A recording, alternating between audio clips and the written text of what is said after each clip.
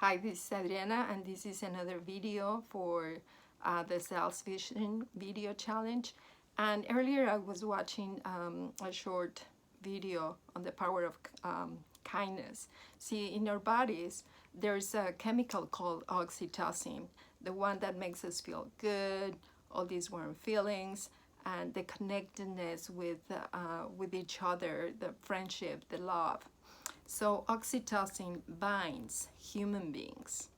So one way to release oxytocin is by acts of kindness or generosity.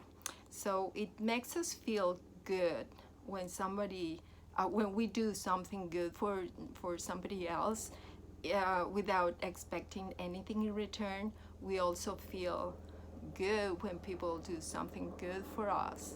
So we're releasing oxytocin. And also when we witness an act of generosity, we are releasing we're releasing oxytocin. So interestingly enough, the more oxytocin people release, the more generous people become. So it's like a domino effect. He also explains how nature gets us to look after each other. So how about genuinely making someone feel good around you without expecting anything? And I'm pretty sure everybody does it, or most of you do it.